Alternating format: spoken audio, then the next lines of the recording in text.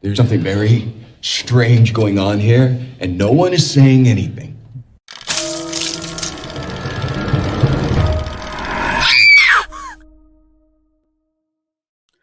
What's going on, everybody? Welcome back to Blood Splatter Chatter Live. Tonight, me and my guests will be speaking about the 2015 horror film, The Invitation.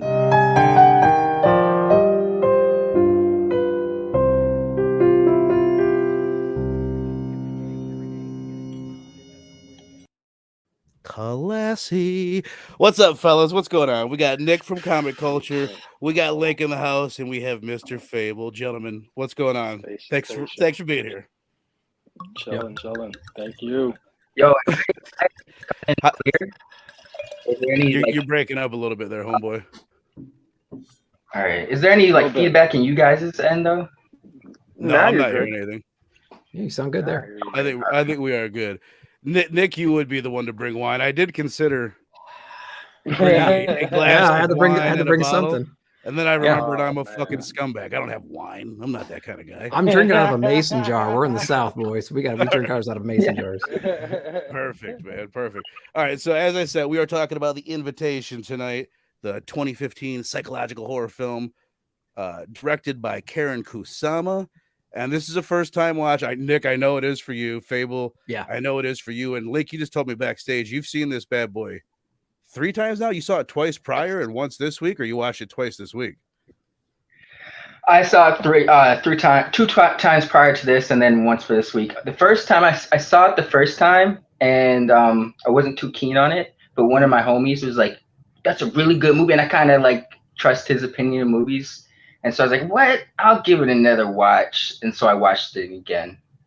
I thought it was like a hostage. Not gonna reveal my thoughts. Like somebody had a gun to your head, and they were like, "You're gonna watch this fucking movie again." It was kind of similar for me. No, okay. I watched this. This is one of the rare. You know what I mean? We're all pretty busy fellows. I don't have a whole shitload of time to just click on random movies, but this is just a random movie. I think maybe I heard about it on a podcast, and I watched it on Shudder. And this is maybe 6 months ago. And afterwards, I was like, that was pretty good. I remember specifically liking the ending. I was kind of iffy on it the whole way. And I was like, that was pretty fucking cool. And then my fiance was really into it. She's like, that movie was fucking awesome. And then weeks go by and months go by. And this movie just kept popping in my brain. And I've got a list of movies that I want to cover. And my eye just kept going to The Invitation. And then plus, if I'm fucking keeping it 100, we got Horror Fest coming up. It's going to be banger after banger after banger. And I got to squeeze some of these deep cuts in. So that's why I brought the horror head, Nick, here. Nick, he's all into this shit. Dude, you couldn't have picked a better person to join you on this show, dude. I'm so happy. Part of what I was thinking was this is a movie that, because I know you're not a big horror guy. And I assume if you're not a big horror guy, you're not into the tropes of horror. And this is a horror movie, debatably. We could talk about what subgenre or what genre this would fall into of horror even. Yeah. But this has none of the tropes of horror. And it's very different. It doesn't feel like a horror movie. So I'm like, I know I got you coming back, Nick, for A Quiet Place 2 during Horror Fest. And I'm like, well, he'll be back for that. And you nailed it when you sent me a message. I see what you did. Yeah, you set me up with the movie that I'm gonna like, and you squeeze in this movie that I'm probably not gonna like. I know what you did. I saw you. I saw what you did. All right. Well, perfect. As you guys can see, we are 4 little boxes on the side here, and this is going to be a bit of an experiment. Hopefully, this goes well for us because I'm going to run through a slideshow as we run through the story here and hit on some of these topics that I want to discuss for this film. Yeah. So I do want to mention before we get rolling, because usually we say this at the end of all shows, and the majority of people aren't there at the very end of shows, but the link to Nick's channel, Link's IG page and channel, and Phable's all down in the description below. So if you're not subbed up to these 3 gentlemen, then make sure you do so if you're into comic books, pop culture, or hip-hop. So go check it all out. Hell yeah. All right. So again, this is about an awkward dinner party with a group of friends that haven't seen each other in 2 years. And we'll get into more of the details about the synopsis in a little bit. Yep. This was directed by Karyn Kusama, a name I had never heard of. And I was really interested. Link, you're probably going to be the one that would know her other movies. Because I only knew this movie. So I know this vibe. Turns out she burst on the scene with Girl Fight in 2000. Never heard of that. People like that. Then she did Eon fucking. I was waiting for that face you just made. She directed Eon Flux in 2005. Wow. And then she directed fucking Jennifer's Body in 2009. It's like these movies are so different than this movie. Jennifer's Body, I remember the hype behind that. I didn't know Aeon Flux. That blew me away. I actually really liked Aeon Flux. I know it's not, people are debatable, but I enjoyed Aeon Flux. Charlize Theron is badass. But Jennifer's Body, I knew because of the screenwriter, I think, wrote the script for Juno. And I really enjoyed Juno around that time. And so I knew that, but I didn't connect the dots with her when I saw The Invitation. Like that's why, just like when we covered Dead Space 2 a few weeks ago, I seen that. Like it took for Dylan to tell me that the dude directed Silent Night for me to make that connection. Like I had enjoyed Dead Note 2 for a number of years, enjoyed Silent Night, and didn't bother up, looking up the directors. But it's cool when you see little fun facts. I always enjoy good little fun facts. Right. It's just so surprising. Those movies are like, specifically The Invitation, because I actually haven't seen Eon Flux, but I remember the show. I've seen the images of it. I get the vibe, and it's definitely not the vibe of The Invitation. No. But Jennifer's Body, after I saw that she had directed that, I watched it again this week. I'd seen it once a couple years ago. I really like that movie. It's a very strong movie and really well directed. Fucking just a lot of good shots in it, man. It's very surprising film that she did. Yeah. And Aeon Flux had a budget of $62 million as well. So she was trusted with a lot of money. Right. $62 million budget for that. Jennifer's Body had like 30 something. So that's crazy. The budget for this, as you're saying, the budget for this was $1 million, box office of $354,000. So it didn't even come close to making its money back. We'll get into it a little bit later about where some of this money went. I was telling Nick backstage, I've got a slide for it down the road here, but there was a completely different cast for this movie. Like when they went into production, there was 4 names that you guys would all know, and you would at least know their faces for sure. And then they came out with a completely different cast once they announced it. So nobody does that. Yeah. We'll get into that in a bit. But before we go any further, I do want to address the chat real quick. Sal's in the house. We got Perry in here. Two gun up in this bad boy. Appreciate you guys stopping in. So, all right, what else we got going on? Where am I at? I apologize. All right, so here's the premise of this movie before we get rolling. We've got Will and we've got Eden. 2 years ago, they were a happily married couple. They had a young, like 7-year-old son. And what we can infer from like the first 15, 20 minutes of this movie is Eden just disappeared after the death of the son. She met this dude at a group, what would you call it? Group like therapy for people that have lost people. And they disappeared. They went to Mexico. They seem to have maybe joined some kind of culty type organization. And now out of nowhere, they have invited Will and their group of friends. None of these guys have seen each other. Oh, there's these actors. None of these guys have seen each other in 2 years. And now they're at this dinner party. Do you guys know this? Did anybody watch Haunting of Hill House? No. Anybody watch Game of Thrones? Yeah. Who was he? He was Daenerys is like the thief dude that was kind of like in love with her. No way. Okay. Oh wow. Okay. He couldn't be more different in that, and he couldn't be more different in Haunting of Hill House. I feel like he's done some other horror stuff with Mike Flanagan. He was in Flight Attendant. Was he in that one show with the Midnight Mass? I don't know. You know what? What's funny is, if I almost wonder, like, did he have a fucking fight with Mike Flanagan? Because if you look up his Wikipedia, none of the work that he did with Flanagan is on there. I had to I'm like, I must be wrong. Then I went and searched Haunting of Hill House, and there he is. Like, he's in the cast there, but it doesn't show up under his information, which is kind of weird. Obviously. Wow, I can't believe I didn't pick up that Game of Thrones rep. It's right there. All right. I would have never guessed Game of Thrones had Brennan that said that. He does look familiar, but I was like, I know he's not the dude from Rogue One or Andor, but they kind of. He does kind of give you those vibes, minus the accent. Yeah. But all right, so we've got this dinner party, as I said. We've got these two. These are the ones hosting the party, and they're just acting very strange. They're not showing any signs of grief from the losses that they had years ago. They couldn't be happier. They're more thrilled, and they're they're saying how they've dealt with their grief by dealing with this group that they met down in Mexico. And there's a bunch of just like strange occurrences. We've got David is locking the doors and there's bars on all the windows. The main guy, Will, he sees Eden, the ex-wife, hiding these pills in her room. Eden slaps one of the guys. And then there's these two guests, these random people that are at the party. Pruitt, this dude, who was the actor that played Twisty the Clown in American Horror Story. I don't know if anybody watched that. That blew me away. I don't know if he was ever out of makeup in that. And then this chick who's overly horny. She just comes off as like this crazy hippie chick. But we got all these weird events. That's a terrible shot of her. She looks so. It leads up to this bit where they show everybody this videotape of this woman dying, and it basically comes across as this like a recruitment bit where it's like, watch this person dying. We've all accepted death. It's all good. And they're like trying to get these people to join the cult. So this is the first place where I want to ask. I'll start with you, Nick. Yeah, we're like 20 minutes into this movie. It's been very slow. It's very like dialogue heavy and all about the atmosphere. At this point, are you hating me? Are you loving me? Oh no, I'm hating you. Okay, all right. Explain why. No. Where do you? How do you feel about the movie at this First, I want to see Fable's beautiful face, and I can't. So we got to do something about. No, I love you too, Gun. I love you. You gotta get at We love you too, Gun. But listen, I haven't talked to Fable yet today. Oh and shit! It's hurting me. no.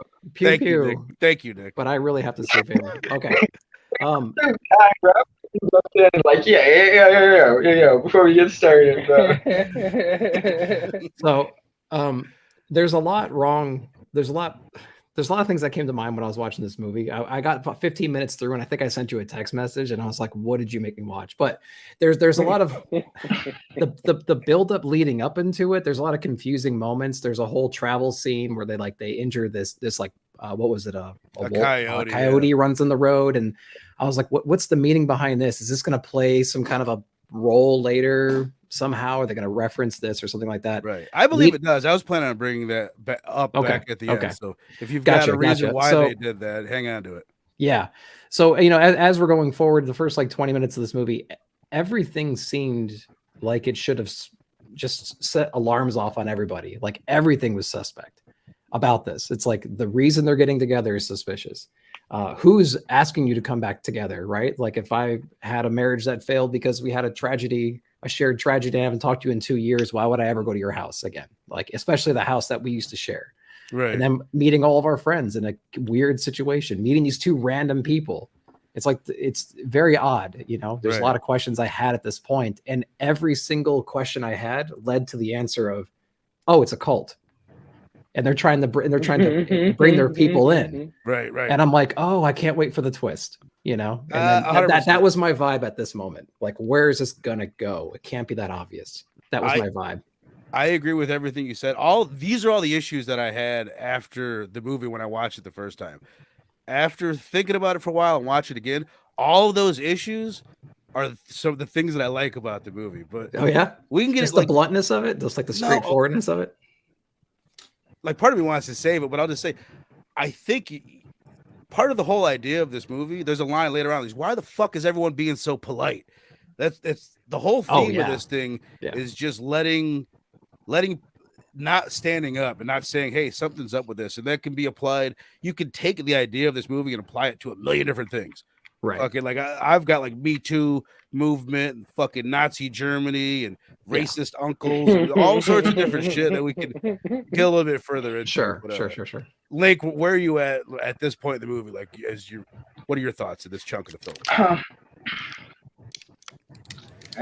So my first experience on this, I didn't really enjoy it. Like it was a little slow. It's like, all right, like I get it there. There's like the setup is someone with dinner party and a reveal.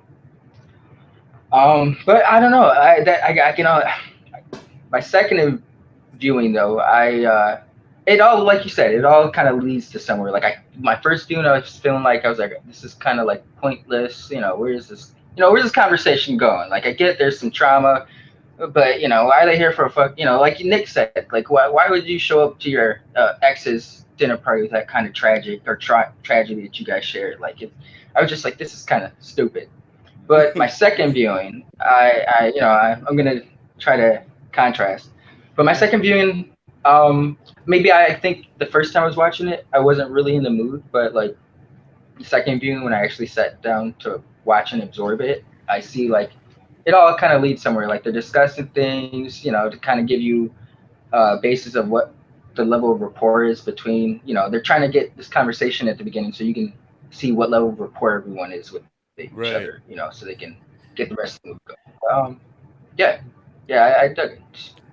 That's one thing that I appreciated more on this viewing, knowing the story, knowing the characters, and like there's a little bit of dialogue where the Asian woman comes up to Will, the main guy, and she just very quickly is like, it was awkward after your son died. I shouldn't say it like that, but I didn't know if I should reach out, and I've been distant, and I don't know if it came off as me like I didn't care, but I do, and I'm here for you, blah, blah, blah. And like right there in that line, first of all, it's like that is something she would say if she felt that way. So it's not like this forced exposition, and you get it. You get like this 2-year, you get a lot right in that line. And I think the movie's filled with little lines like that do a decent amount, for me, enough character development to make this movie work as far as the characters are concerned.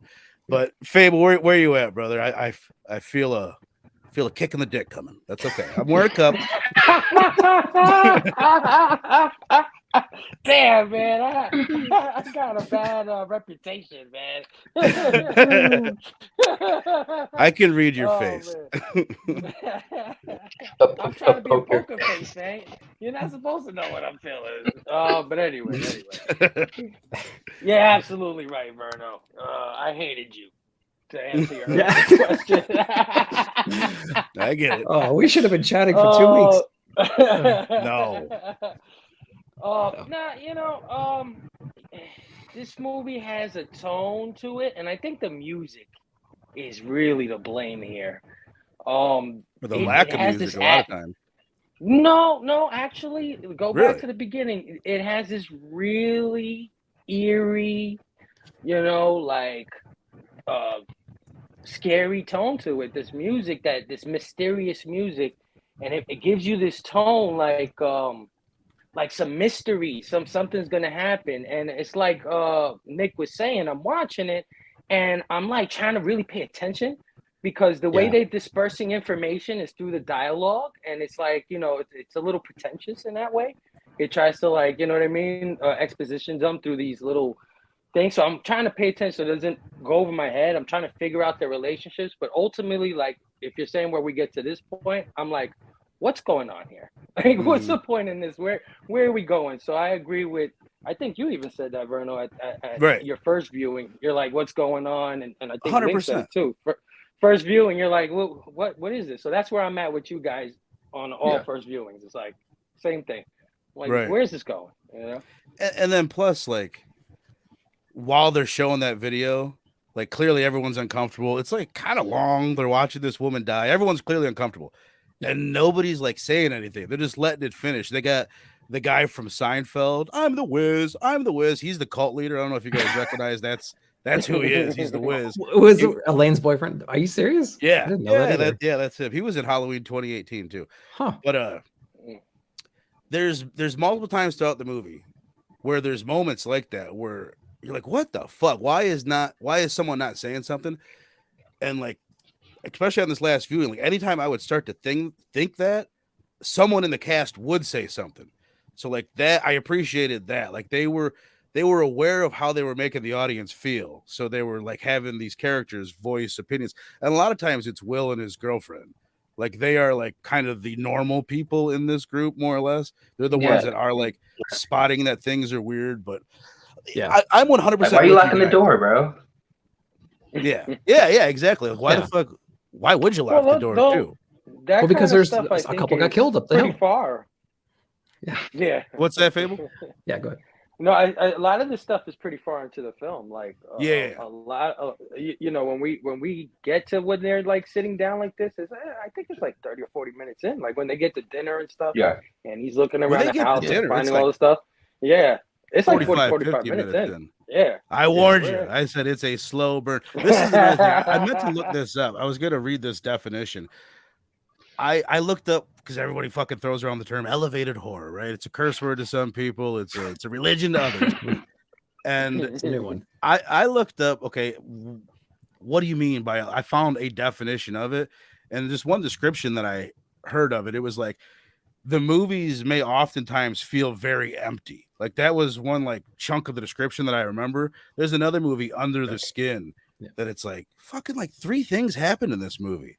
And it's like, but it's all about the tone and the atmosphere and building the suspense and layering it. And we can debate whether or not like the difference between suspense and boring. It's like this fine fucking line. It really is going to depend on your taste. I know, and Lynk and stuff or Phable, I know you guys have picked up. I like a good, boring, slow movie. You know what I mean? So it's like, I know Phable, especially, this isn't necessarily your pace, but I dig it. Like, I like after Shivers, the light bulb went off. I knew it. I was like, goddamn masterpiece. Goddamn masterpiece. All right, so the next fucking weird thing that happens almost directly after this, they start playing this weird game, I Want It, where they're going around and people are just saying anything that they want to do. The one Asian lady, she's like, I want to snort that cocaine you were talking about before. And he's like, done. Bust out some cocaine, and she's snorting it. And this dude here, Pruitt, he gets up and he's like, I want to tell you guys about my wife. And then just very coldly and like it's very casually explains that him and his wife got in a fight one day, and I just turned around and hit her as hard as I could, and she died. And I spent 7 years in fucking jail. That's the biggest mystery of the film. How is this guy out of jail in 7 years? But so what did you guys think about this? This is another one. In my opinion, I'll just lead that I think his delivery a lot of times is kind of fucking over the top and weak to me. I like the tone. He's an intimidating presence. But a lot of times I'm like, that line was obviously overly creepy that you were freaking everybody out with it. But what is your guys' reaction to this? Nick, I'll start with you again. Like, what did you think of this guy in this story? Would you have had him ran out of the party at that point with Claire? Yeah, well, I think Claire had the right idea, although we can talk about what happens to her later because that's a big mystery for me. But yeah, this guy was a little bit he was too much into it. He was that weird. he would just kind of loom around. He always was walking in the background. He always had his eye on everybody, and like we learn, right? Yeah, and we always we learn he's kind of like the enforcer, right? As this movie goes on, he's kind of the muscle. He's kind of there. He's an outside force that's like keeping everything in check, and we learn about his presence later. But yeah, man, it's just like super creepy. I mean, it's just like I said before, there's so many reasons to not go to this invitation. And this guy just gives you another one. He's just so creepy. So creepy. I love what Sal said, because this is a huge part of it. And it's another thing that Will says later. Yeah. He's like, why are we being so fucking polite? Just because David broke out some nice wine? They're all drinking an $8 million bottle of wine. Yeah. Like for hours. Like, is it 2 or 3 of them? Like, how big of a fucking bottle of wine was this? But I was just thinking about that. Like, that would be this is like, while we were watching the movie last night, Anna and I, my fiance, we kept pausing it and like conversating throughout the whole thing, which is, especially on a rewatch, like it is a fun movie for that. There's a lot of details in this that you can sit and get into. But that was when we were talking about, like, there's certain environments you're with certain people that you're going to be more polite.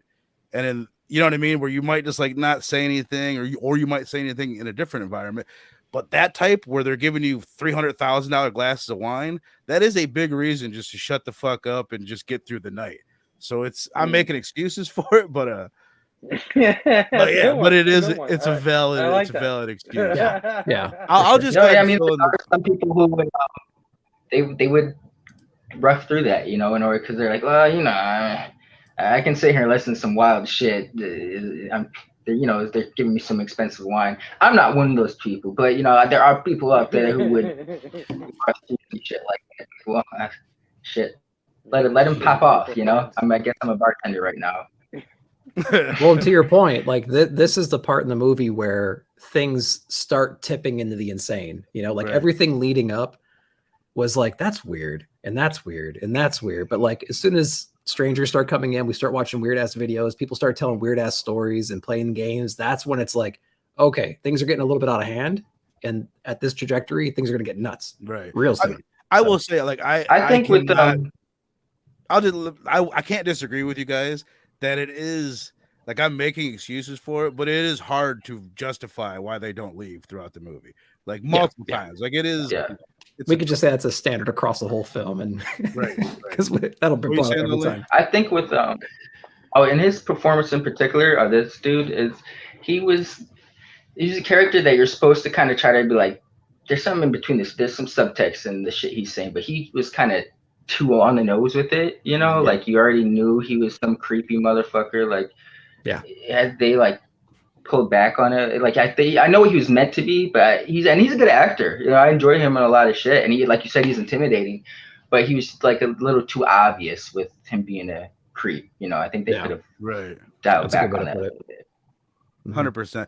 Just to fill in the blank, what you were talking about earlier, right after he tells his story about killing his wife, like a couple minutes later, this one member of the group, she's like, I'm gonna leave, and he's like, oh shit, I'm parked behind you, I'll go with you. So it's like, oh no, and then like you see her, they get out of view, and you don't know, we never know what happened to Claire. Right. After the film ends, I have a stronger feeling that she didn't make it home. You know what I mean? But where are you at, Phable? Pretty much in line with everyone's thoughts on this fella and his story? Well, I will say this. I feel like that's the strongest point of the movie for me. I feel like when he gives this little speech, it's the strongest, like you said, the tone shifts, right? Like you could feel it with his speech. But at the same time, everything, like Lynk hit it nail on the head with my feelings for this movie in its entirety. And that's on the nose. I predicted every single thing that happened in this movie. Yeah, everything, every single thing, everything, every single thing from them getting spiked wine or all this stuff. So I think a lot of it is. I agree, and I predicted the culty part 100%. But it's the same thing I remember saying in the Scream when we talked about Scream 6. A lot of these times, you're assuming that it's too obvious. Like this movie almost seems too obvious that it's a cult. But I don't know that the twist is that it's a cult. I don't know. I mean, the director, seems to think people aren't gonna, but I think it is a weakness of the film that it's too obvious. With this guy in particular, his presence already alarms you. You already know something's up with him. When the lady gets up to go move her car, and he's like, oh, whatever, and he says whatever. I mean, who here didn't feel like, oh, he's gonna go kill her? Well, but that's the thing. Everybody here felt that. Here's the way I look at it. They're also giving you all these reasons why dudes walking around. Is he right here? Is he right there? No, he's not. All right. Dude's walking around fucking all paranoid the whole time. He's getting flashbacks of his kids. He's acting all weird and paranoid.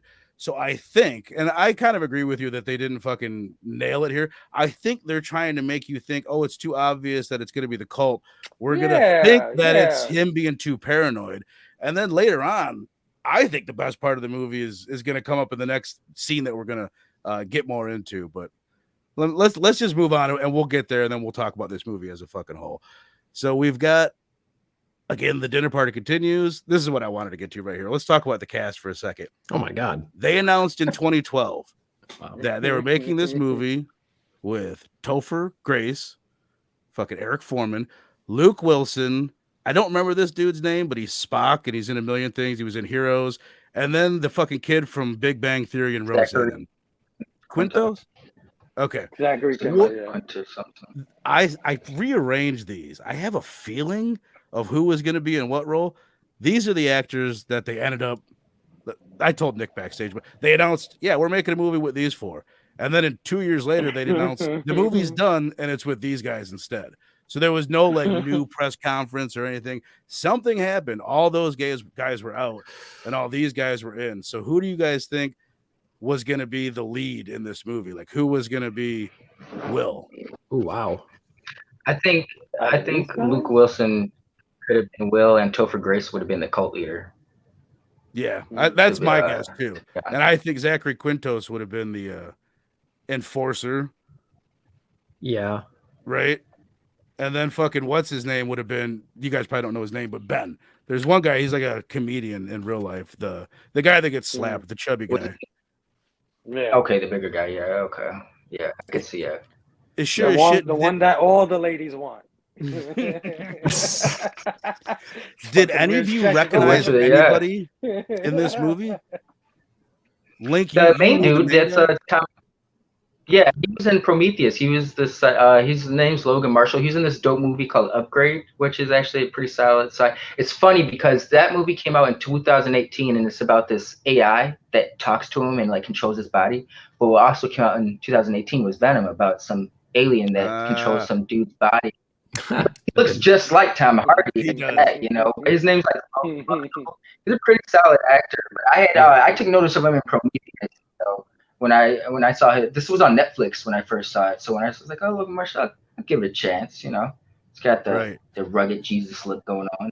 They did a fuck of a job selling this to streaming services because you're right. It was on Netflix for a while. It's everywhere. It's on Shudder. It's on Amazon Prime. I saw it on Amazon. Yeah. It's on Tubi. Like it's just everywhere. But you look, they made $354,000 on this movie.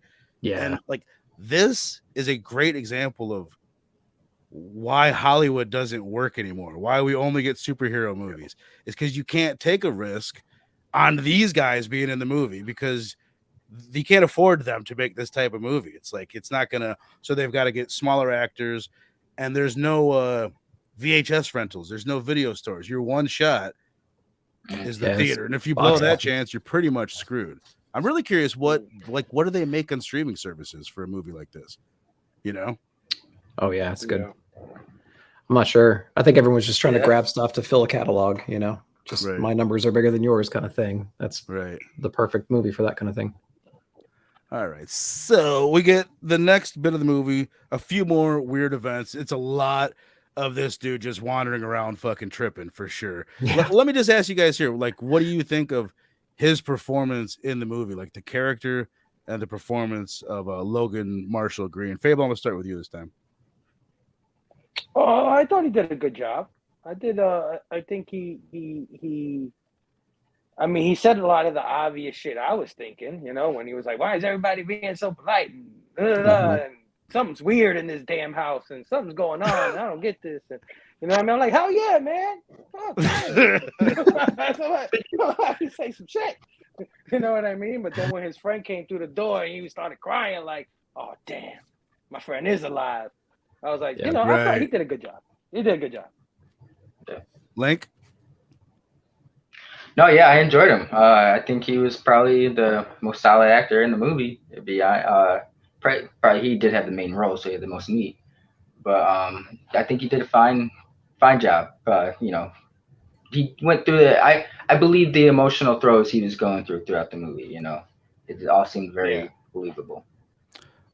Nick, what about you? Is there any other guys or any other actors in the film for any of you guys that you want to highlight too? Because this is one of those things. I think when I walked away the first time, I didn't think too much of the performances. I think, you know, Will obviously stood out the most. You spend the most time with him, but I enjoyed everybody. I don't think anybody's a bad actor in this movie. Anybody that's got fucking lines. There's a couple of them that aren't really developed. The gay guys in particularly, but even them, they're not stereotypes. Like I said, there's no horror tropes. There's no stereotypes either. They're not like your stereotypical gay guy that you're going to put in a movie that's the comic relief. They're just dudes. Yeah. The only person I think kind of sucked just because he didn't get any lines was the boyfriend who showed up late because they thought he was dead and he had ended up leaving. But Carl. I think the chubby guy was pretty funny. Troy. Yeah. Where the fuck is Choi? And there's little things in this movie that it's like, like that's a weird line the way he delivers that. Where the fuck is he? Like, it's so awkward. Yeah. Sorry, cut you off, brother. That's why I'm surprised I would even like this movie. Because I usually I get so cringy. Like I think I've told you guys before, like somebody will embarrass themselves on TV. And like sometimes I'll just instinctually just fucking change the channel. People are like, hey, what the fuck? I'm like, oh, sorry. Like it just made me feel so fucking uncomfortable. I can't do this. You would think this movie would do that to me. It's like the ultimate in that, like someone fucking weirding out and kind of making an ass of themselves, but it doesn't. Sorry, like cut you off twice in a row. No, I was just gonna say, I actually think the boyfriend who survived at the end, he got slashed in the chest. He was pretty. He seemed like because he was the one that I think that Will kind of confided in the most when he thought like all this weird shit was going on because he had mentioned something to the boyfriend who died, and he's the one who was like, yeah, Will thinks you guys are crazy. He found your medicine or some shit. And he was like, bro, like, what the fuck? You just sold him out.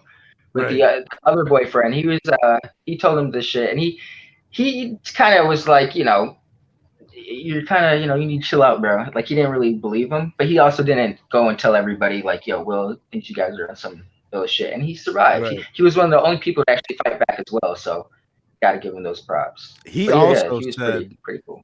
he kind of said to Will at the time, like, just shut up and let's drink this wine and, get the fuck out of here. Yeah, yep.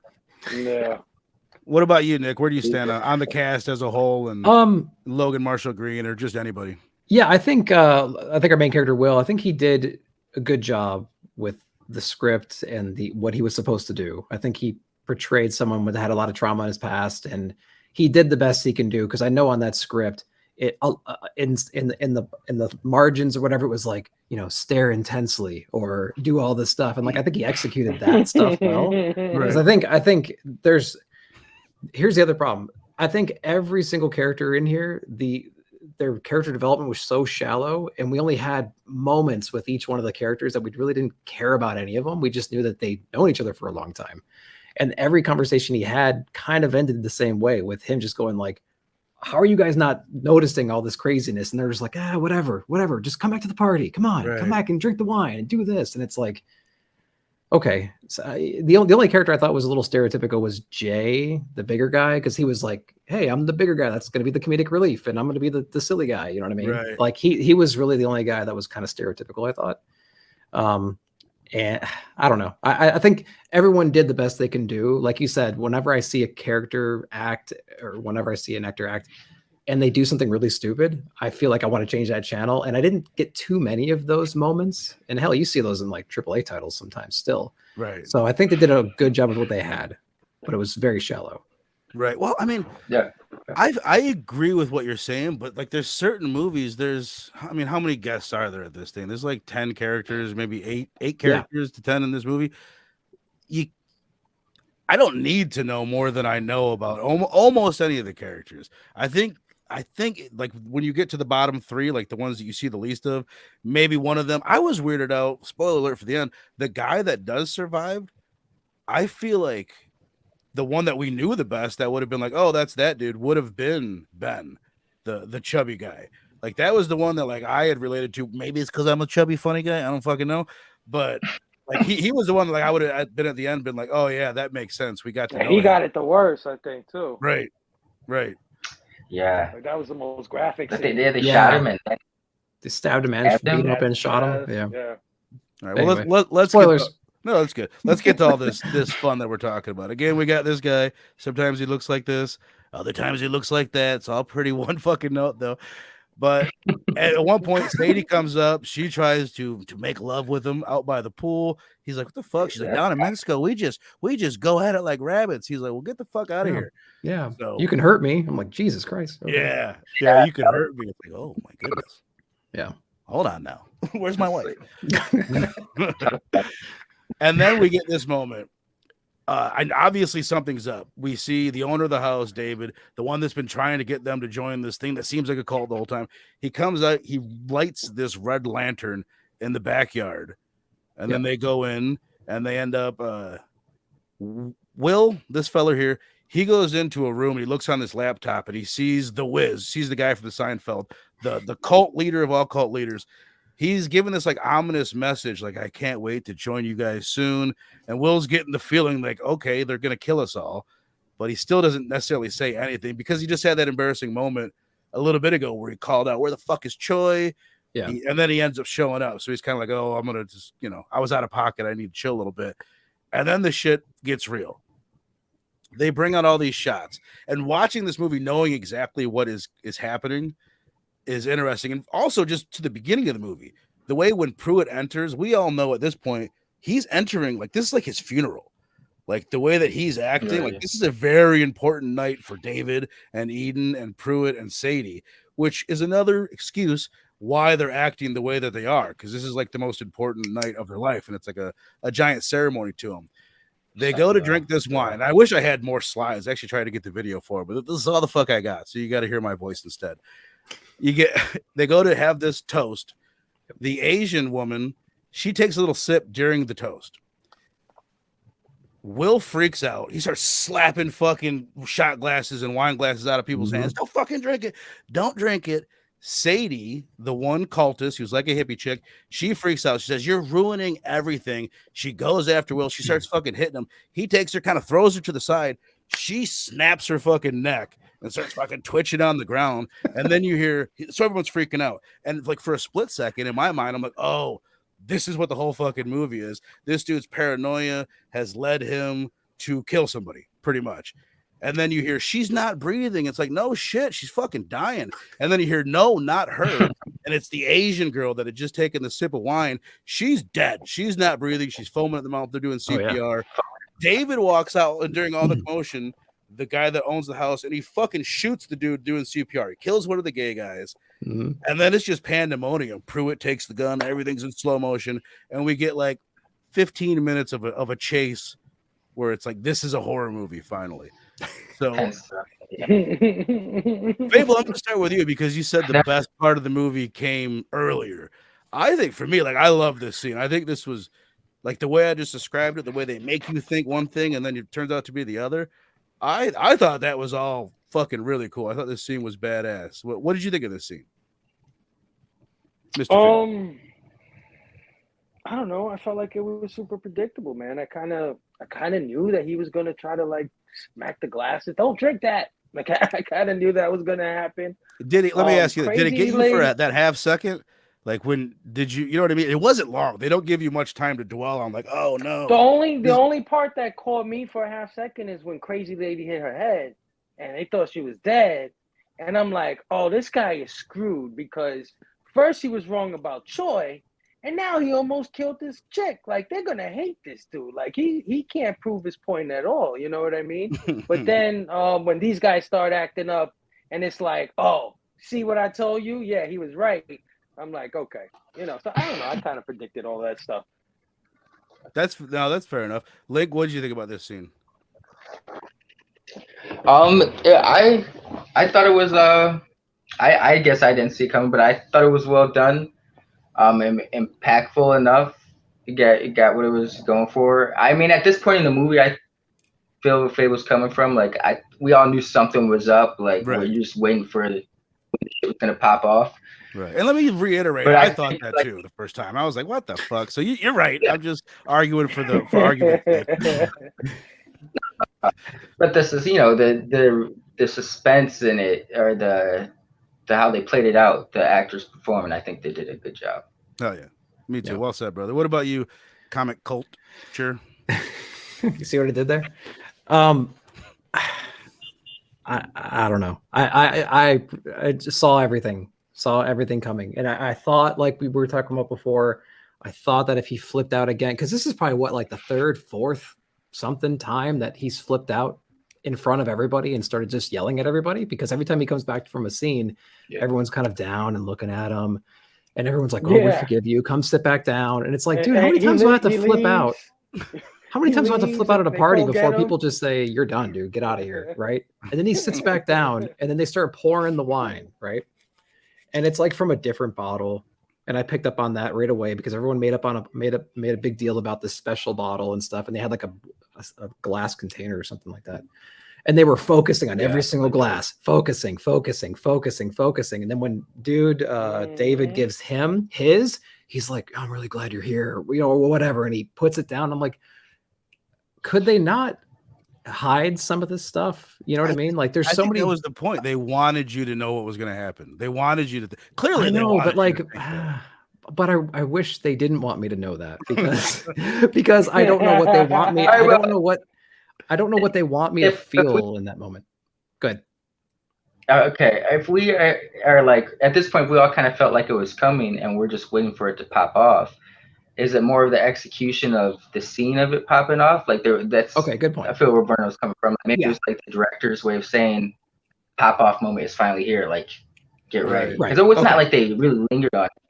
But I also get what you mean, like with the multiple camera shots. Like, they could have just seen put like pan the camera to one cup and linger on one cup, focus on the cup for a second while you hear them chatter in the background, just to let you know. So I see what you mean. It was a little obvious with the camera shots. Right. Well, yeah. So and when the pandemonium pops off too, it's kind of lackluster the way the pandemonium pops off. After this moment for the chase bit. Yeah, I kind of agree with you there. I'll be honest. Last night I was really into this fucking movie. I'll go ahead and say the thing I say all the time. Might have been the most I've ever enjoyed it. Really fucking into it, but I did catch myself fucking checking out and thinking about what I'm going to talk to you guys about in that moment. Like, she's not that kind of director that I think she nailed. I don't think it's bad. It's not the Burning level build up to the climax bad where it's just someone rounding corners for 15 minutes. It's not terrible. I don't even think it's bad, but it's not right. It's probably my least favorite chunk. But you know what else too? If she would have changed the way she directed that scene, like had it been more sharp, more like I can't describe it. I can't articulate it. It might have been too jarring because the whole movie wasn't that way. So, it kind of goes with the movie. Yeah. I mean, like I said, I don't think it's bad. I think there's literally like 30-second chunks that led me to be checked out of it. Like here and there in that spot. Like the stuff that happens is pretty cool. As we talked about earlier, Ben gets killed. They kill David, the main dude. They kill the husband. The wife shoots. This is kind of interesting. She shoots Will, and then she's like, oh, and then she turns on and shoots herself. And David's like, she shot herself? Okay, good. Which tells you, like, this is another thing I enjoy about the movie. They never explain to you what the cult thinks or what their mission exactly is, but you can infer all of it. They have to, it's almost like one for one. If I kill one person and take someone with me, then when I kill myself, I get to go to heaven and hang out with fucking Tom Cruise and all the Scientologists or whatever the fuck they're doing up there. It was pretty poetic that when she shot herself, two things came to mind. There was a moment where, so she's obviously getting over the trauma of losing a child. And the first thing I thought about when she shot herself was she shot herself in the stomach. And I was like, how poetic is that? You know what I mean? So like that was probably the thing that stuck with me the most. Like, I was like, that's interesting. I wrote down, is that part of their cult or is that part of their religion? Because if you remember when David shoots the guy that's giving CPR, he shoots him in the back, but in like the stomach region, like the same area, but on the backside. And then when Pruitt takes the gun, he turns around. Whoever he shoots first, maybe it's Choi, he shoots him in the stomach too. So it's like, are they supposed to? Is that like a little subtle thing that's part of their belief system? Center body mass. Everybody learns. You know what I mean? Right. I don't know. If you're going to shoot somebody, you don't aim for the head. If you're not a professional, you know what I mean? Right. But I would just aim for center mass. Chest, but I guess you're right. Little stomach, little chest. Yeah. Yeah. All right. Let's finish this thing up. So we've got, like we said, they're running around. We got Will and his wife. And at the end, this is the part that Phable needs to write movies. He knew this was going to happen. And I believe it. I'm not saying I deny either of you guys. But no. This part I didn't call. You didn't call it? I didn't. No, I love this. Like, this can't wait to talk about this part. Yeah. This is the part that made me like, oh, this movie is like fucking. No matter what I thought of, like especially the first watch. No matter what I thought of the movie, I'm like, that was a good fucking ending. I thought that was cool, very eerie, and it leaves you like, oh shit. There's, for those that can't see it because this is kind of a shitty dark image. They look out, they're on the Hollywood Hills, and there's all these red lanterns. There's all these dinner parties happening all over the Hollywood Hills. We know that they met, their group was down in Mexico. So is this like a fucking global thing? Is this happening all around the world with elite people? Go ahead, bro. You heard like a lot of chaos in the background as they're during the shot too. Like helicopters are flying overhead, police helicopters. You hear like police sirens and stuff in the background. So I'm assuming it was gunshot. I think it was like it implies a whole nother movie. You know what I mean? Or a bunch of movies. Like I really enjoy that part. And plus, this to me like lays it. Well, let me ask you guys first. Like, what did you think, Nick? I'll start with you. Like, what did you think of this? That you did predict that this was going to happen? Oh yeah, I like. It. What did you think of it when it did happen? Were you like, kind of, yeah. Because in the beginning, earlier, you showed the picture of the dude lighting the red lantern in the backyard, and I'm like, okay, that's obviously a signal of some kind. He's alerting somebody that the end of the night is approaching. Right. Like that's the first thing I thought about. I'm like, there's no reason for this guy to light a red lantern in the backyard. I mean, like it's obviously a beacon of some kind, and he's probably This whole movie is, you guys know the scene in Jaws where the dude's sitting at the beach and he's looking around, he's seeing all these mundane things, and he's fucking seeing sharks behind everything. He thinks everything's about to be a shark attack. I think like the whole movie is clearly set up to make you think that he's being crazy, or you're at least supposed to not believe all the obvious things that are being shown. And again, I think it's the obviousness is all part of it, where it's like you're just being polite, you're not saying anything, you're not sticking up, or you're not calling people out for their bullshit or their weird behavior, which I think is also why the fucking movie is set in California.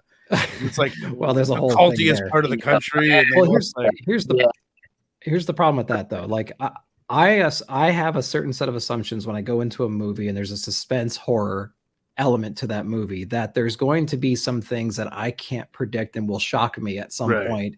And there's going to be some interesting twist that will be the reason why the thing exists. You know what I mean? Like if I go watch Signs, I know it's not fair to compare movies like this, but if I go there and I'm like, oh, it's or Sixth Sense or whatever, I want to go in having assumptions and then being completely wrong, because that's part of the enjoyment of the movie. Right. And I feel like while I watched this one, I was like, well, that's going to happen and that's going to happen. They're a cult. They're going to drink the wine. He's going to flip out again. They're going to start killing everybody out of desperation, and everyone's going to be doing this around them. And I was like, check.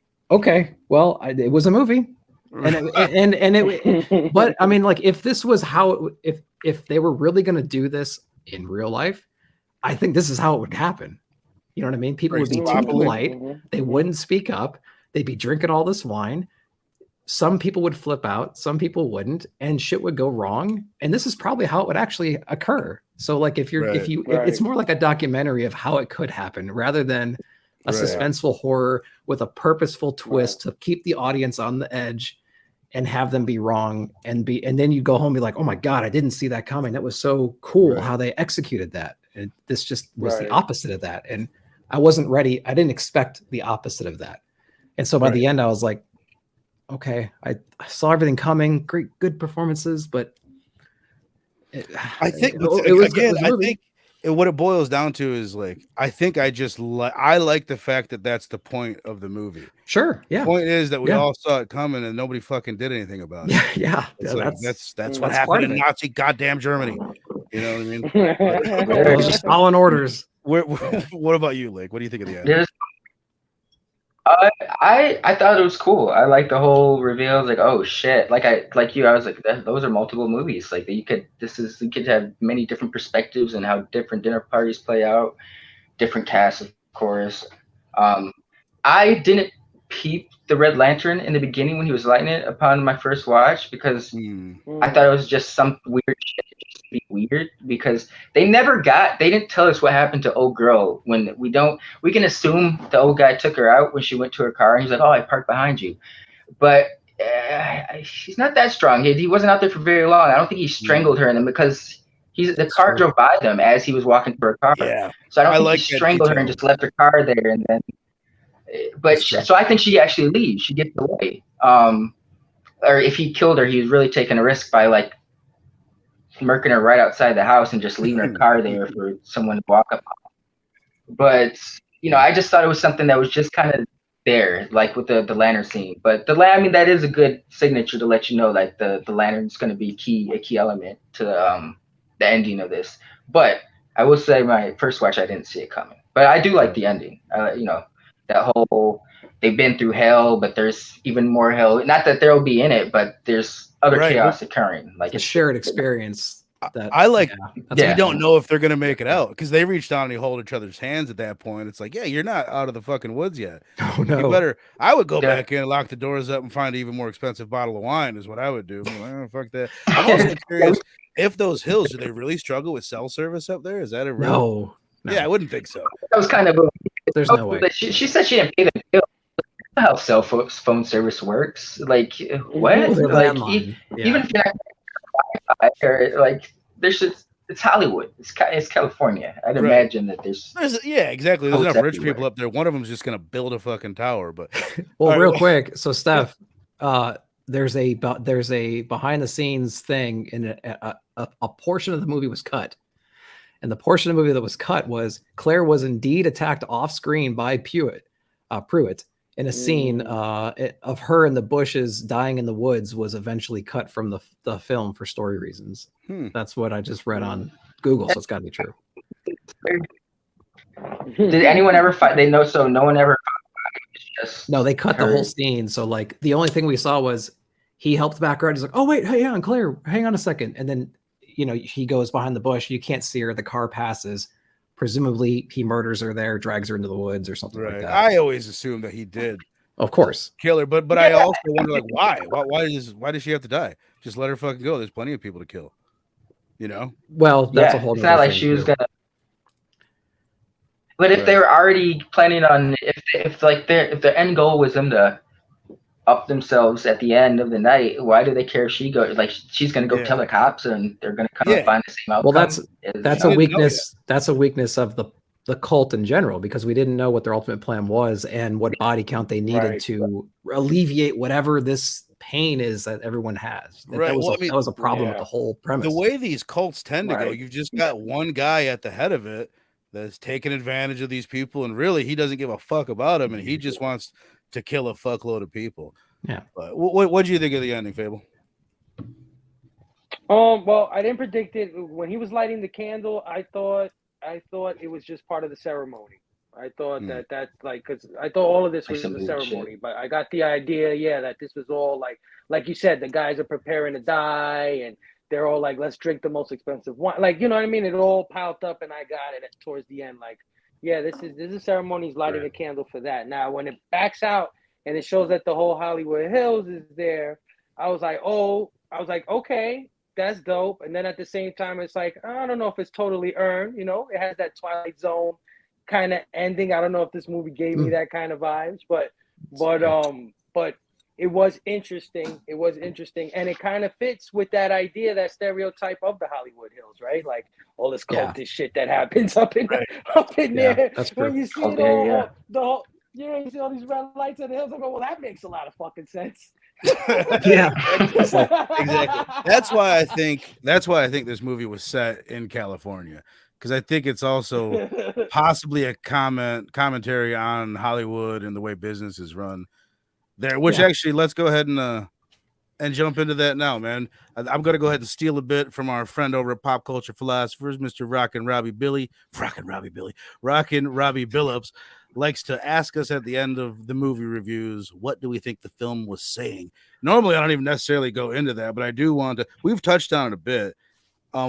Nick, I'll start with you. Did you have anything? Like, what do you think the subtext of this film was outside of the obvious, or do you think it was just everything that was right there on the surface? I didn't even think about that, because nothing came to mind while I was watching it or at the end necessarily. When I saw it was where it took place, I was like, okay, maybe they're leaning on like gullible, Hollywood Hills kinds of people, cult kind of stuff.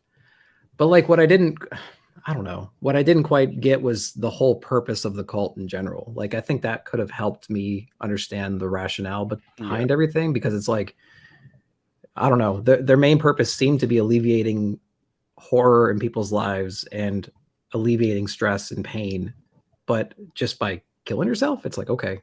Right. So, I mean, like, I don't know, maybe it was like, they do though. That's what they tend to do. These cults. Well, I know. But like, what's the message? It's like the message is cults are out there, and who would be susceptible the most? Californians. Like that. Like really, that was when you boil it down. Like I don't know what the message is. I can't. And I want to learn here. What you guys thought? Go ahead, Lynk. No, I was because I feel like I get what Nick means. Like the rules of the cult never really laid out. We just know they're in some cult, but the cults practice many different cults practice many different things. Not all cults are about mass, right.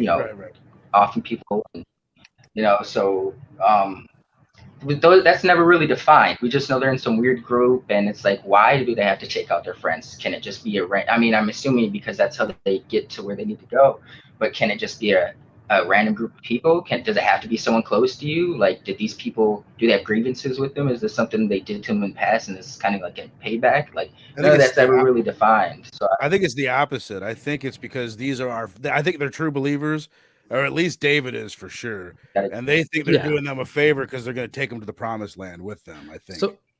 So not to drag this on too long, but like, drag it, baby. You know, they were all going to take a drink, right? Like everybody there was going to take a drink. So I think so. At the end of the movie, there's going to be like 12 bodies in that upstairs dining room, right?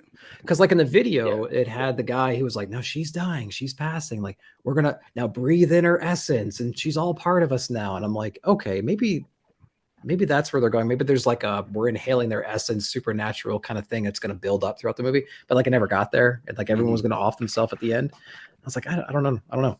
But sorry to digress. No, you're great, man. It's good. Lynk, did you have more? What the movie was trying to say? So, or just anything on that. Yeah, I think the movie was kind of speaking on people dealing with trauma or like grief in different ways. Like, I think with like the contrast was between like Eden and Will. Will was kind of the one who embraced it. Like he was the depressing one, the sulking one, but it's like because he went through major trauma and like, you know, people don't like, you know, everyone goes through trauma and like it becomes a part of you, just like the good times are a part of you. Like, and sometimes when trauma happens to people try to not embrace it. They'll try to block it out. And I think that's what Eden did. Earlier in the movie, Will kind of flipped out here. He's like, why are you acting like our son didn't die? Like he like got really pissed off because he's like, you know, everyone's he was the only one who like, we said this, but he was the only one acknowledging the situation. Like, you know, this is kind of a weird situation to be meeting under given the circumstances of last we met or like last time we talked. And his wife kind of tried to block it out. She didn't want to acknowledge it. She went away and she found the cult to try to fill that void. In the end, she did say she does remember, but that just shows she wasn't dealing with it or embracing the trauma. She's trying to act like it didn't happen.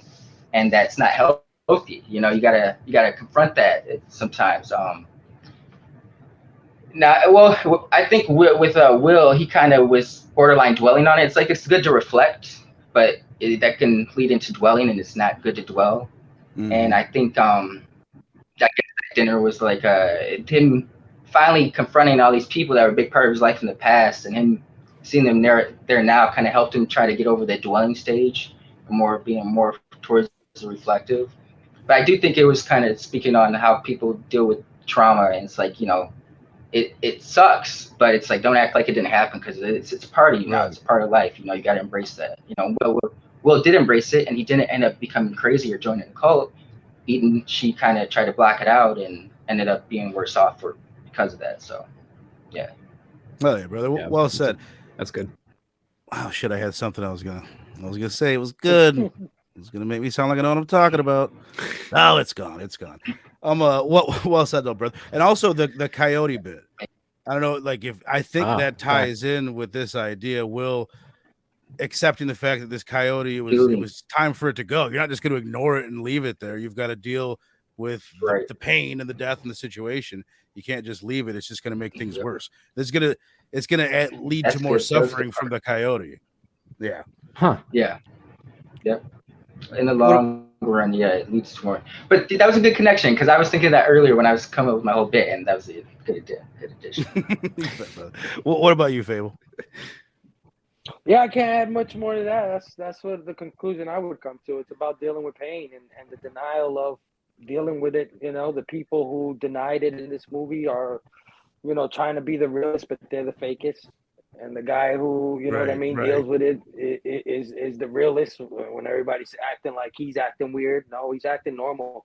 You guys are weird. Right. I love that you said fakeness. I love that you use that word because once the shit pops off, you see David and Eden at one point, and they're like freaking out. And that's when you can really tell, like, oh, David's convinced her the whole time. He's like, no, we could still do it, and we could quit dealing with this pain. We can get away. It's like, you don't even fucking believe it. You're just trying to kill yourself. Like, she's popping like what? Like, what was the phenobarbital? Yeah. So it's like anti. Yeah. So it's like, man, she's taking some strong shit. I mean, no, it's not. Does anyone know what and boofing it is other than all- Yeah, it's for smoking. It's an old it's an old depression drug that they also use for smoking cessation, but also Barbitol you're anti-seizure talking and about? stuff. Yeah, well, my dog Yeah. used to take phenobarbital. Yeah, it's for like seizures and stuff. It has many uses, but it's I not was joking used that that, much that he anymore. boofed it. I just don't think anyone knows what I mean when I say he boofed it. But I'll just move on. Google Well, it. you made Oh, this no. kind of motions, I suppose. Colon rolling, baby. You should try it. Boofing. But yeah, Anyway. tying into that dog, it also ties into the Hollywood thing, right? Like them being in the Hollywood Hills or this rich posh neighborhood. You know, 'cause we all feel like a lot of those people be fake. You know what I Right. mean? They're Oh, not being exactly. real. Right. So That's the it. whole Ties in- the whole neighborhood is like that. Everybody's on this cold shit. Yeah. I got the vibe. This is kind of a random thought, but like at the beginning of the movie, after the coyote bit, when you see them driving up the Hollywood Hills and you're looking at it, and I'm thinking, like, fuck, this looks, I don't know if you guys saw Once Upon a Time in Hollywood, but like this looks like this is where Sharon Tate lived during the Manson murders. Like, this is Yep. in the same fucking general vicinity and it's same culty behavior going on 50 years ago. That's true. As far as what I think the movie's saying, I definitely touched on it earlier. It's everything that you guys are saying about the grief. That's the stuff that's right there. Like it has to be about that. But like this is what I appreciate about this movie. They didn't. Let me say it like this: you look back at the director's career, and she did a lot of female-driven films with all these female messages. Like she appears to be a feminist from all accounts. Girl Fight in 2000. I never seen it, but I have a pretty strong feeling that's a feminist film. Eon Flux, Michelle Rodriguez.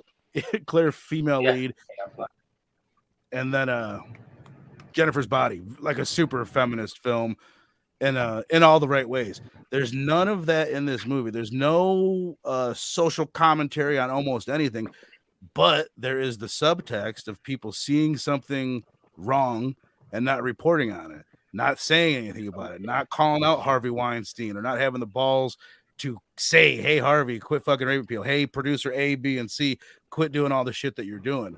I think that's a part of the reason why it's in Hollywood, but also the reason why I like it is because if you leave it totally open, then you can interpret the movie any fucking way that you want. Like, I have no reason to think that it's about the Me Too movement, but like I said, I can apply it to Nazi Germany. You can apply it. Like, I like thinking about that before.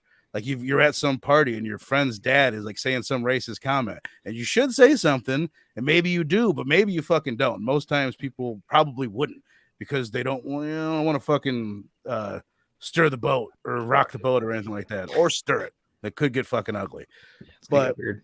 and you could apply it like I was thinking of as like you work in some office building and they're firing somebody because some woke shit. You know what I mean? Like, you guys get what I'm saying, and nobody's saying anything about that. You got the whole woke culty type shit going down in California. You're like, if I say anything, I'm just gonna get my head chopped off too. I'm not gonna be a target. I'm just gonna shut the fuck up and drink this wine.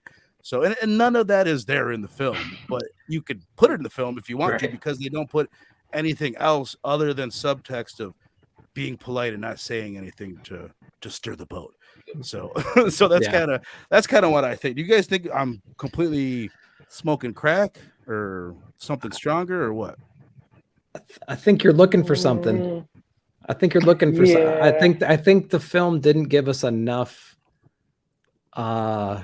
reason for it to be a film, other than just to kind of show how things might happen in real life. I think it's more of a documentary than anything, and I don't think it's trying to say anything. I think it's literally like, hey, if a cult popped up, like, how would it really go down? Right. And just to without any kind of supernatural bullshit or any kind of like to be on your stuff. side, I first of all, I wasn't gonna watch any interviews with the director. I didn't want to know what her thoughts were, but I did end up fucking watching one anyway.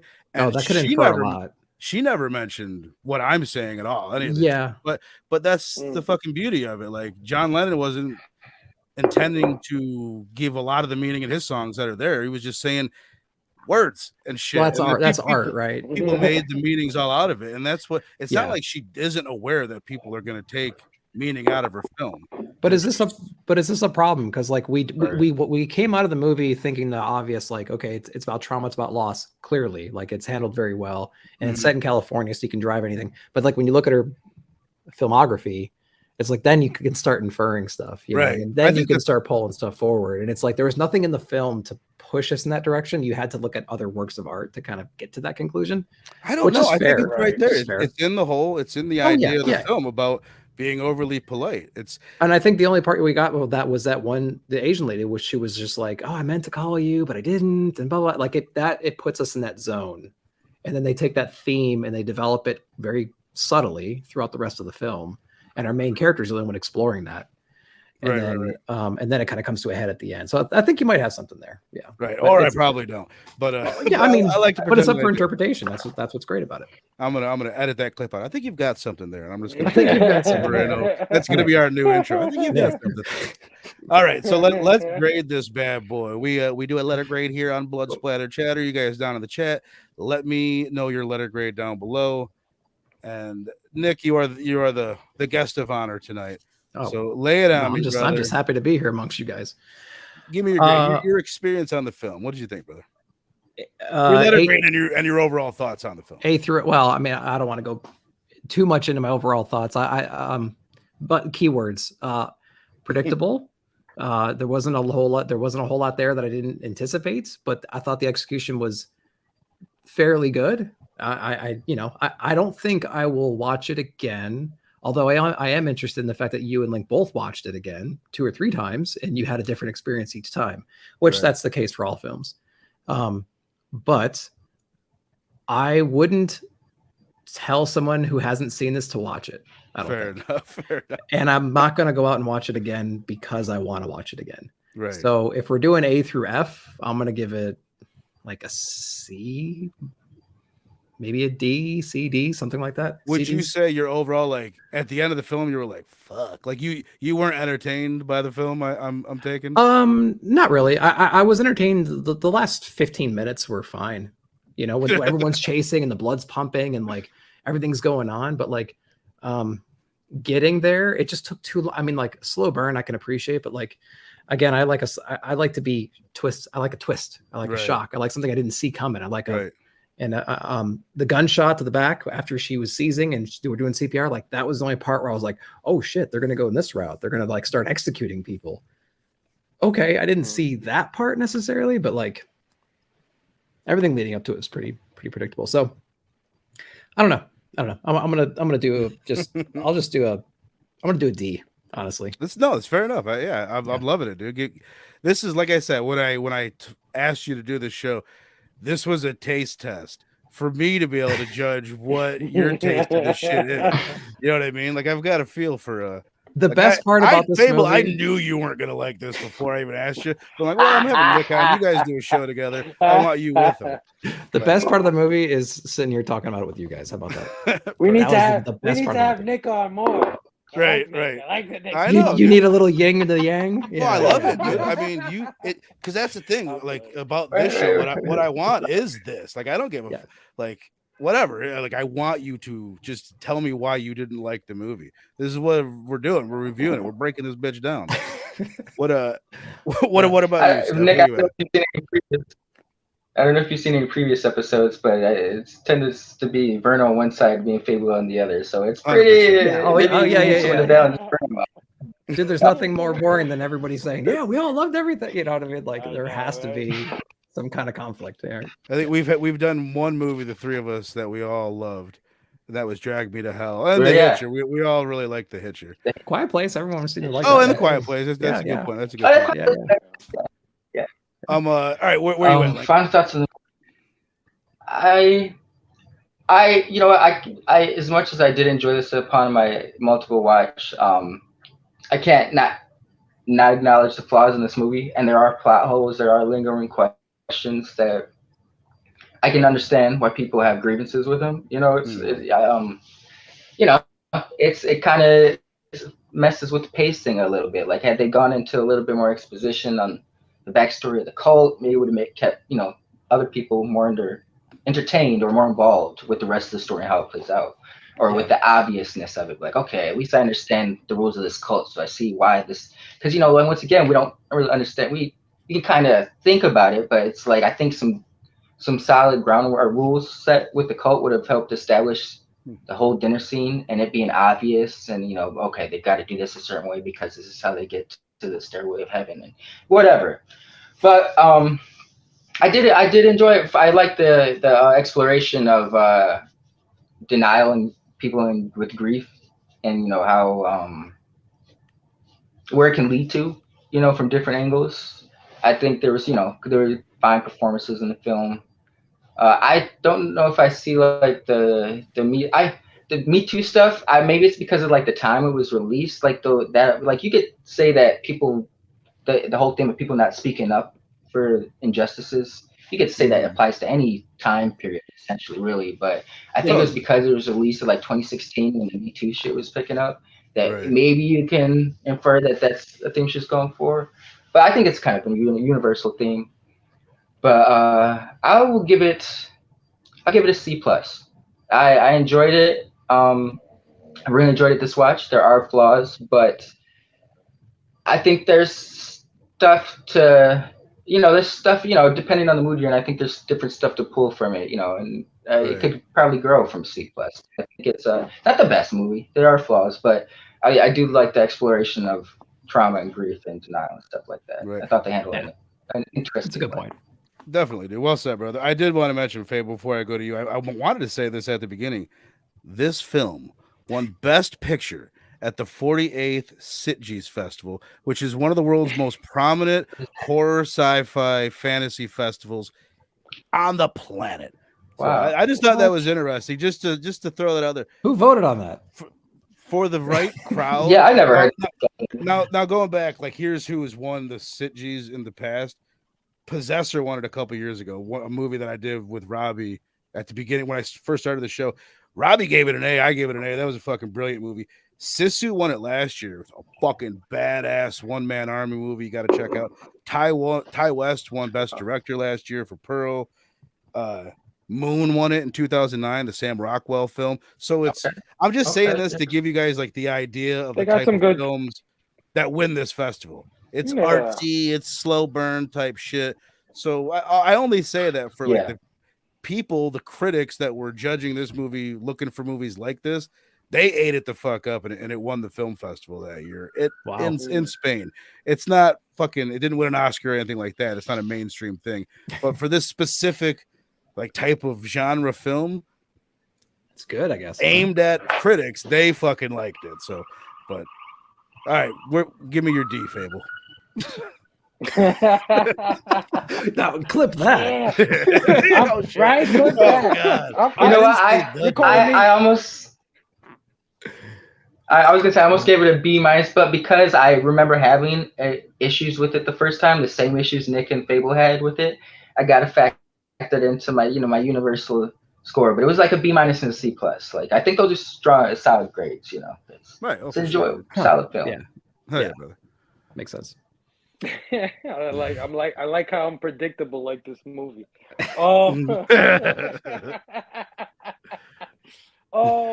Yeah, man, I gotta agree with a lot of things you guys said, especially Nick. When Nick said, would it be something that he'd want to watch again? No. Would it be something that he'd recommend? No. I don't want to bag on it too much, but I will add, besides it being predictable and stuff like that, like I said, I felt like it was a little pretentious in the writing. In what way? Yeah, you said that earlier. I don't get it.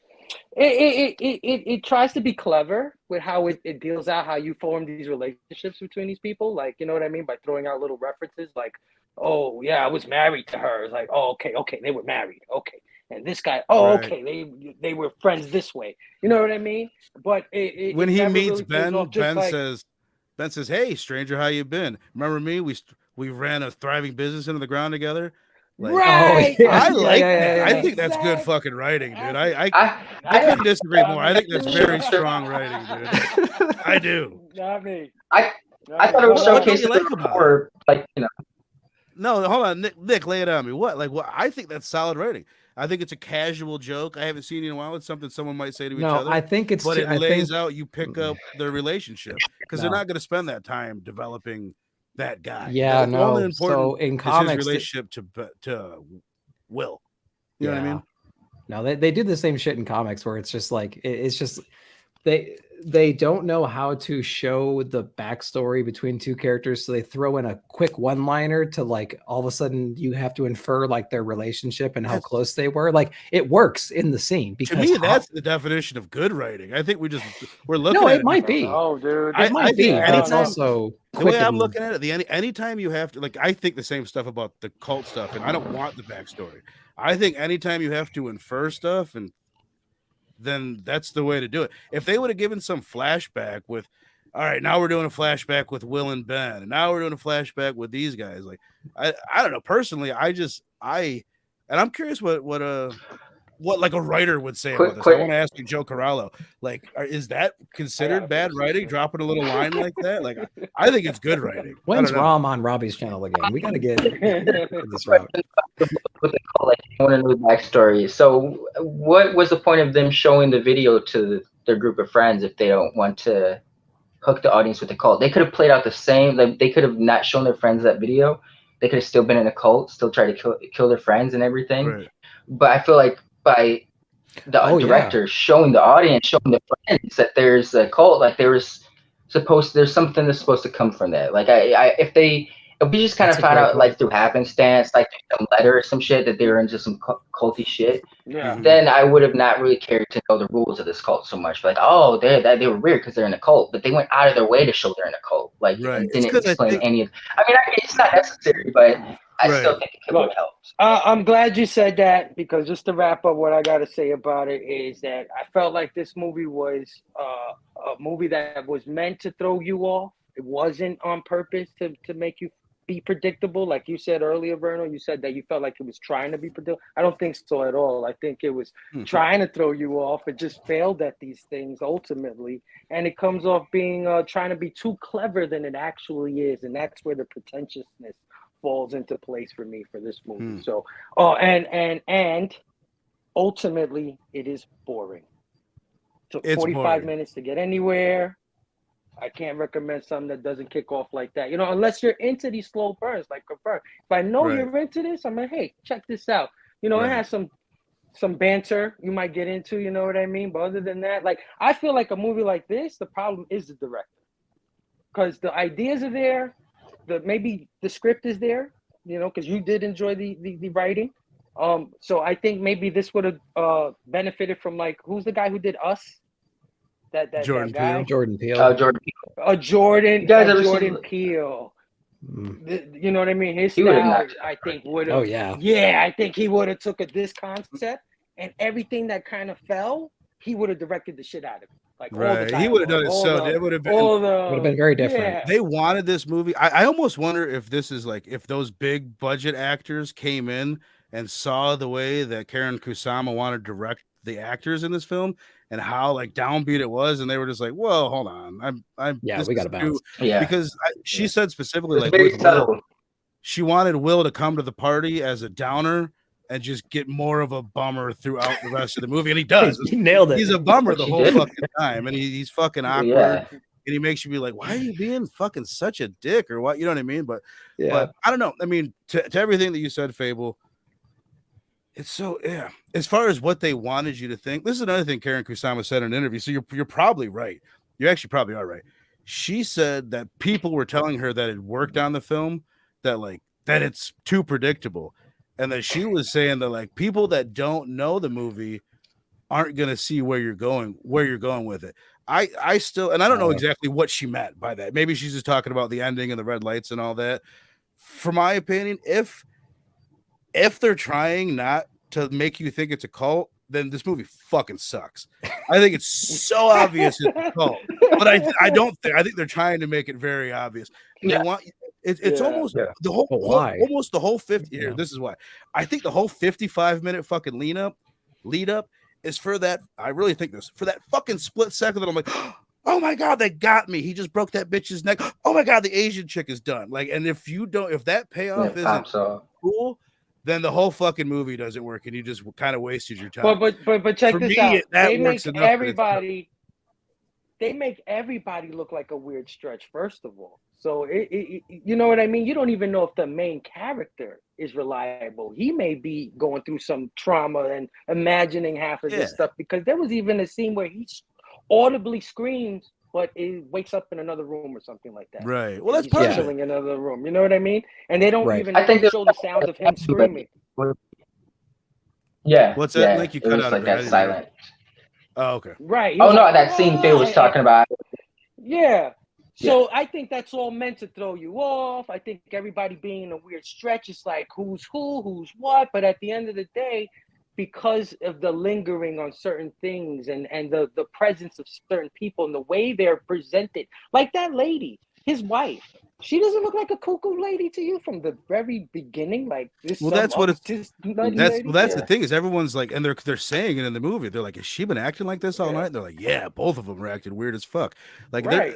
all those things, they're at least she's aware of the way that they're making it look But- in the film. The but I director is think- aware that I they're think coming it's off. that way.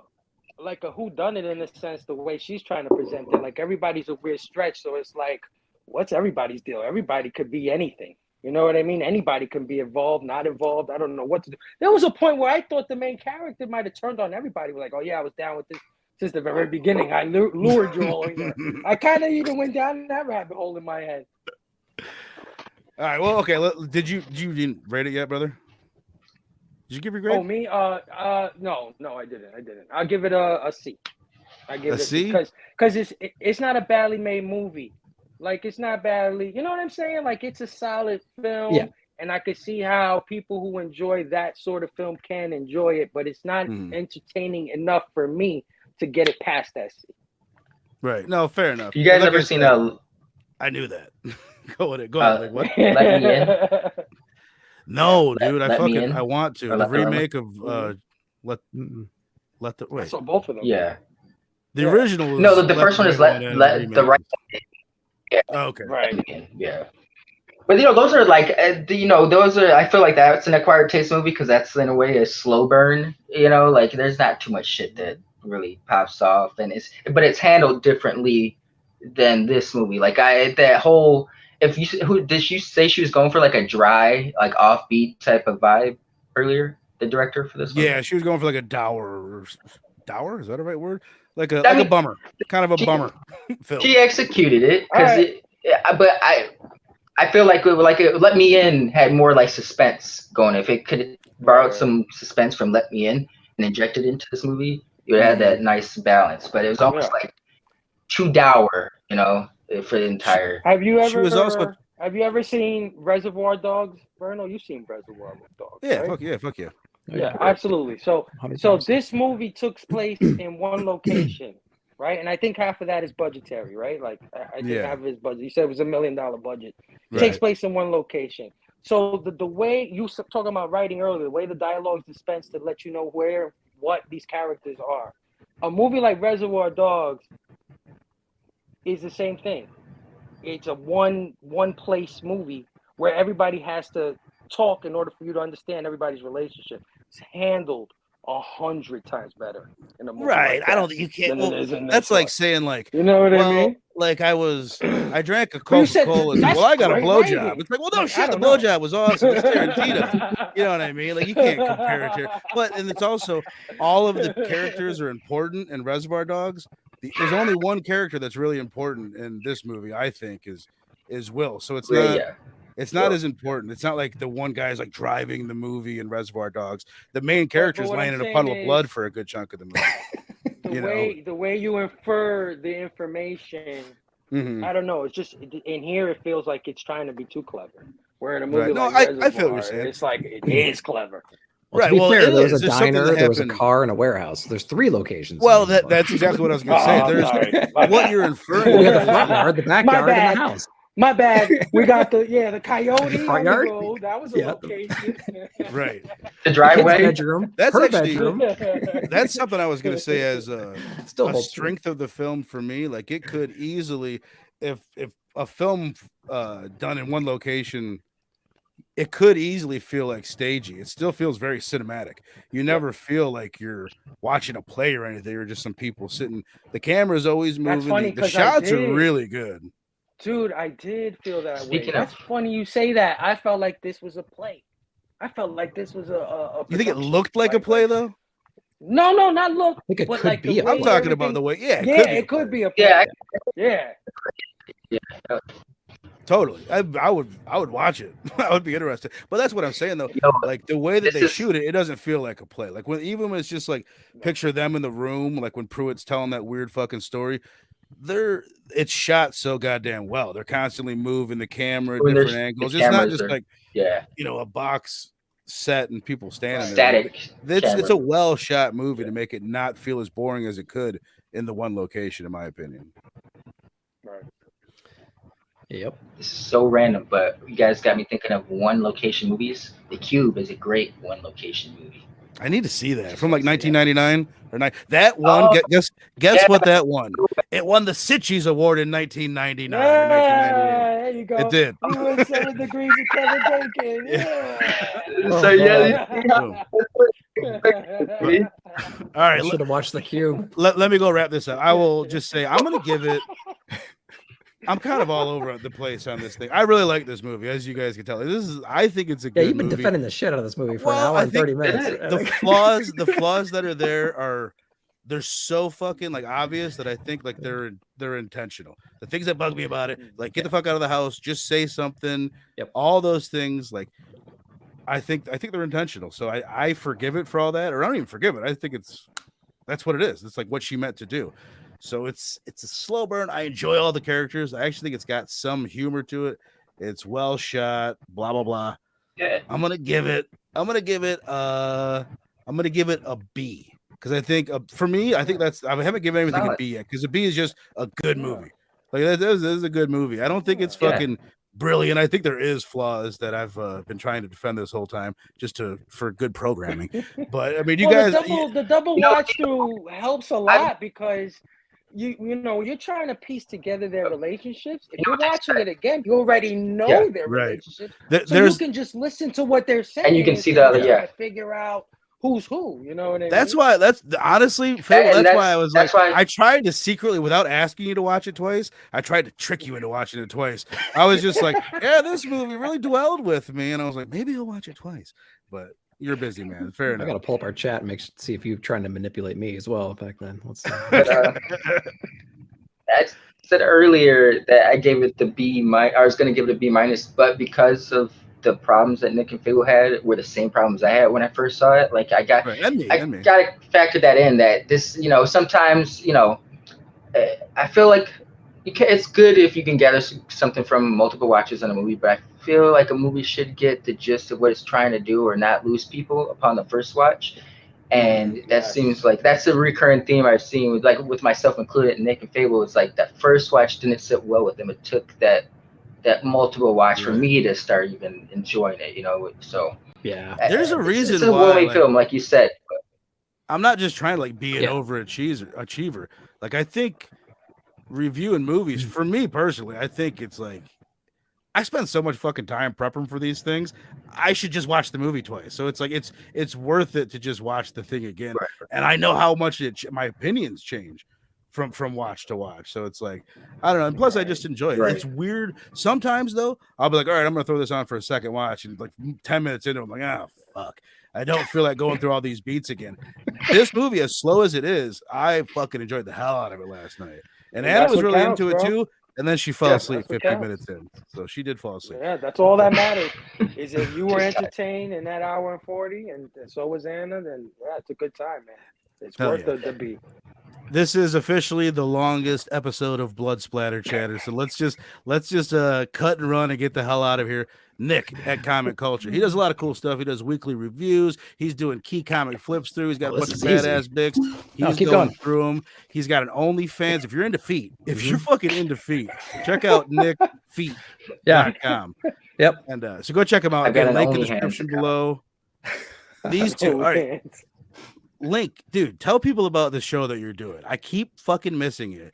And I keep going on and clicking on it. no. I was flipping through it. I was trying to get to the point where you guys are talking hip hop. And you guys are talking about hip hop groups. I'm like, this is like maybe the best thing anyone's doing in PCP land. Like it's so good. It's such a good show. You guys are doing comics and hip hop, and you guys are very passionate about both Yeah. subjects. But Yeah. It's where a cool can people combo. find your new show, dude? That is all. The origin of that is Dr. Doom's fan club. He's the one who came up with the idea essentially and reached out to me and Phable as well. It's Supreme Clientele every Wednesdays over on Instagram. We host it from Stu. His name is Stu, Dr. Dude's fan club, but we host on his channel every Wednesday at 9. And we've just like you said, we talk about hip hop and comics. So got a lot of similarities and thematics, so it's always a good time. We always have some cool people on. Yesterday we just had a Phable and Paul. Back. What is his IG handle? Oh, PJ, back-to-back issues. Back-to-back. My bad, Okay, Paul. back to- Yeah, okay. Paul. Back-to-back issues. Yeah. Yep. Great conversation, bro. Learned a lot. I was like Nick when you were just kind of, giving him advertising. I was just sitting back and learning from Phable and Paul and Stu. So it was a great time, man. Hell yeah, brother. Yeah, make sure you go check it out. I should have put Stu's handle down there, but just again, it's Dr. Doom's fan club on IG. So go sub up to that. And then Phable, you're always doing cool shit. What do you got going on, brother? Nothing cool yet. Go back and watch that rewind of Supreme Clientele. Like Lynk said, me, Paul, Stu, and Lynk had an awesome conversation talking about our favorite hip hop groups. I think I landed somewhere on Mobb Deep, and I think Paul landed somewhere on Wu-Tang or Gangstar. He was on Gangstar. That's where he was at. I think Link, where were you at? Outkast? Were you on Outkast? Which one you was on? I didn't pick a favorite. But Outkast, I'll go with Outkast but I was I got it confused. I thought we were talking about what. Sorry, I'm going off the tangent, but I named like the clips and stuff because I thought I was talking about groups when I kind of really started coming into hip hop. But Outkast, yeah. We talked about everybody, and there's a ton of hip hop groups, so go check that out. Phable and his amazing friends is going to be moving to YouTube soon in the future, planning a series of farewell shows and then a premiere on YouTube. Catch me, Nick, Brother Joe, and of course, everybody in the PCP. Link, Cerebros, you're going to find everybody there, man. And of course, this Saturday, Dylan's horror show where we wrap up Hatchet Fest with the final Hatchet movie, Victor Crowley, man. And let me tell you guys, this thing caught me by surprise. I wasn't expecting to light no hatchet. Gotta give it to Dylan, man. I like the hatchet, man. So hell yeah. Catch us on Saturday night, man. 7 p.m. Eastern, man. Hell yeah, man. Well said. Dylan's Horror Show, Saturday night. It's going to be a good one. Let me just say, boom, boom, boom, boom, boom, boom, boom. Bone Thugs, dude. That's the greatest fucking rap group of all time. Yeah, there we go. Pretty good. Come on. I mean, I thought it was fucking not even debatable. But maybe Crucial Conflict. Y'all be smoking on. Hey. In the middle of all right. So, all right, you guys in the chat. I gotta get on this show. You guys in the chat are awesome. Stu stopping in, Sal, Bobby De La Ghetto, two gun up in this bitch. Sal, I appreciate you as well, my friend. And Brother Joe was up in here. I really appreciate all you fine folks. Again, hit the like button. Make sure you are subbed up to the channel if you have not already. We will see you next time. Thanks, everybody. Good shot. Okay, he's dead. Let's go get him. That's another one for the fire.